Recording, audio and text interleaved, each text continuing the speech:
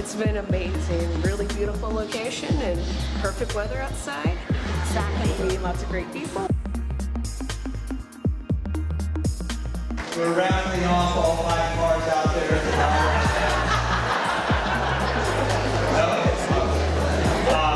Anyway, we thank you for coming.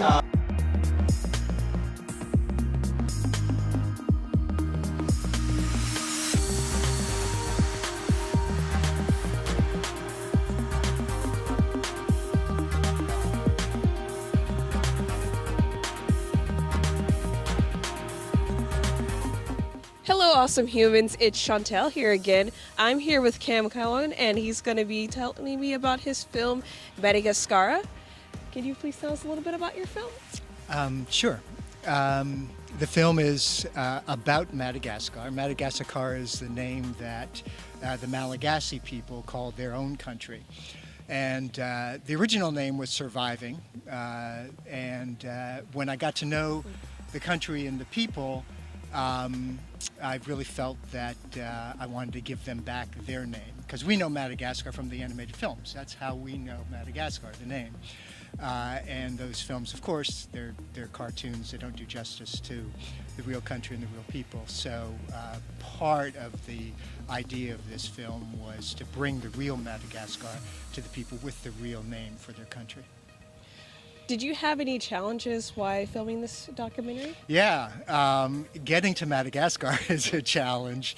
It's a full day, any way you cut it, and I had to carry all my filming equipment and audio equipment myself each time, and I made 7 trips for the filming over 3.5 years, and that alone was a challenge. When you get to Madagascar, if you did an eco tour, that's one way to go, and you go to only certain parts of Madagascar. But if you wanted to get into the real Madagascar, it's not dangerous, but there's no infrastructure. It is very tricky to maneuver. I didn't speak Malagasy. The other official language is French. I don't speak French. And so it was a little bit tricky in the beginning getting my bearings, because I just went there by myself with an idea of what I wanted to do. I had researched for about a year before going there. But luckily, the Malagasy people are wonderful. I ended up finding great people, an interpreter who became my fixer, who became the assistant director, a great group of people that were able to help me technically, and then the characters we found, who were just wonderful. What was your motivation for filming this documentary? The production company I started, Sohei Productions, we wanted, while I love all films and all genres of films, we wanted to focus on social justice issues. And I heard a report in 2013 by a group of law school students at a law school I went to about Madagascar. They were in a human rights study clinic, and when they said they were going to study for the year Madagascar, I sort of said, Madagascar? Because I know they had been to Sierra Leone and Sri Lanka and Uganda and Egypt, and all these places to study human rights issues. And I wasn't really quite sure why they would pick Madagascar. I knew nothing about Madagascar. Most of us don't, in the West, particularly in this hemisphere. And I was informed by them and inspired by them, but also disturbed. So I didn't understand why I didn't know about Madagascar, because at that time, certainly by 2014, it was the poorest country in the world. So we in this hemisphere think of Haiti as the poorest country in the world. Haiti, I think, has a poverty, percentage of the population below poverty in the 70s, high 70s. Madagascar is 93% of the population live under less than $2 a day, live on less than $2 a day. And half of the population are children. Malaria is endemic. They have bubonic and pneumonic plague there. They have hurricanes and locusts. I mean, it's almost biblical, you know, the plight there. And we didn't know about it, and I didn't know about it, and I wanted to find out why. Right? So why did I not know about it, and how did it get this way? I have a background in law and economics, and so my initial focus was on law and politics and economic systems. But what I discovered and what really propelled me into it was in 2009. I'll back up a little. Since they've been an independent country since 1960, but they were a French colony for 60 years. And when the French left, as most French colonies experienced, there's no really democratic underpinning. And so they had very unstable democracies, still do. And so about every 10 years on average, they would have an unconstitutional change of government, a coup. And sometimes it was just light and peaceful, with assassination here or there. At other times, one time in particular in 2002, it was a little bit worse. It was military action. But in 2009, there was I would say, a peaceful, undemocratic change of government. The president actually resigned because of protests and split in the military. And what happened then was fascinating, because it was the United States right out of the block that declared it a coup and terminated all aid, all developmental aid.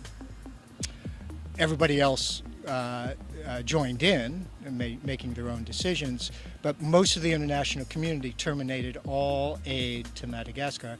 Madagascar depended, and still depends, on about 70% of its funding for social services, healthcare, education, sanitation, access to food, on foreign aid. So basically what the international community did was apply a universal sanction against the entire country, which was the poorest country in the world, half the population of children,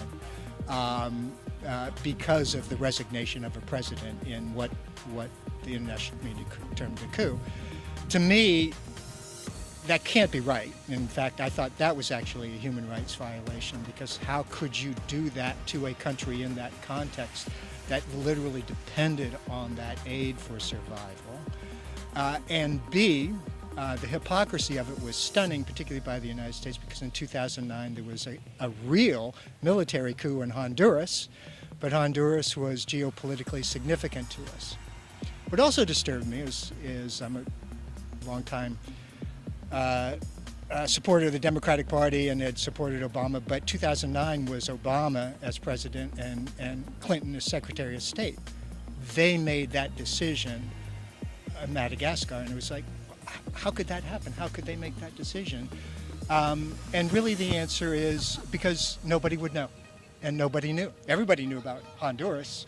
Nobody knew about what happened in Madagascar, and the situation was dreadful. So part of what I wanted to do was shine a light on the hypocrisy, even the hypocrisy and I would say human rights violation committed by people that I greatly admired, but also to say we need to know more about this country, in the hopes that if it's a good film and if people get to know it and understand what's really happening there, the next time there's an unconstitutional change of government, and there will be a next time, maybe we don't apply universal sanctions. And for the people that do see your film, what was the message that you want them to get out of it? Yeah, the message is we follow, there is a political theme to it, but we follow closely over 3.5 years 3 women. What I found in Madagascar is the women are extraordinary. Of course, when I say that, women say, well, what were you thinking? Of course. But in those conditions, under those circumstances, I was just stunned by how dedicated they were to their children. Now, education is everything. They just want their kids to get educated. They have to pay for education there, and people can barely afford that and food. And oftentimes, most of the times, they have to choose between the two, and it's very tough. But the women, they work. One of our women, we followed, Tina. She works in a quarry. Her parents worked in a quarry, so she's breaking rocks 7 days a week, all day long, so she can earn enough money for her kids to go to school.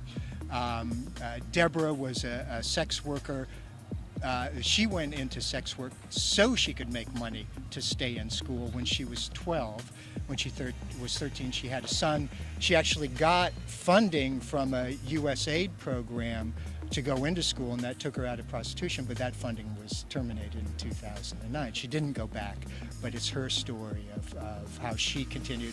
She later met a great guy, and spoiler alert, had a child with him, and he adopted the son, and it ended up wonderful. She was just extraordinary.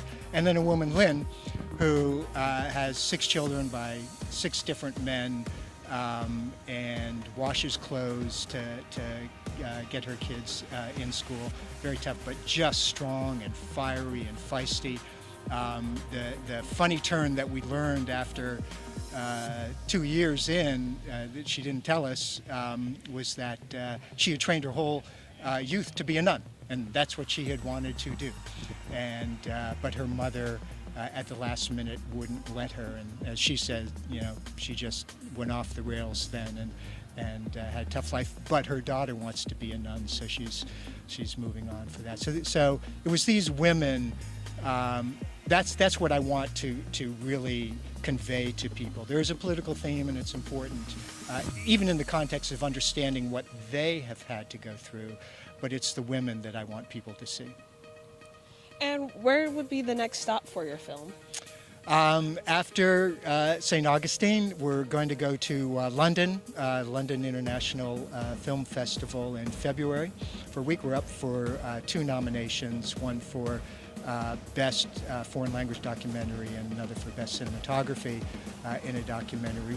We've already won 4 Best Documentary Awards and 2 Best Cinematography Awards, and so we're hoping that we can continue, because those are important to get the word out and sort of accomplish that thing. We've also created a U.S. charity here where 100% of the money we raise will go to Madagascar for children. We thought we should do something like that in connection, because people will normally want to, they'll ask, what can we do? And we don't want to say, well, I greatly admire UNICEF and all that, just contribute to UNICEF, because you don't know where that money will go. But this money will go directly to an organization called Gamache-Koger in Madagascar that's run by an amazing humanitarian, and they're focused on families and children, and so it will go to Save Children. So we're hoping, it won't take much, we're hoping just by 10s and 20s and 100s to raise enough money to help them out. That's really, really amazing. And I wish you all the best, and thank you for taking out some of your time today to interview us. Thank you very much. We're wrapping up a beautiful day in St. Augustine, Florida. I'd like to take a time to thank our special guest and the St. Augustine Film Festival for having us. We hope to see all of you next year in St. Augustine Film Festival. Please visit our website www.bUneke.org. Thank you for watching us. It's me, Anita. Chantel. Bye-bye.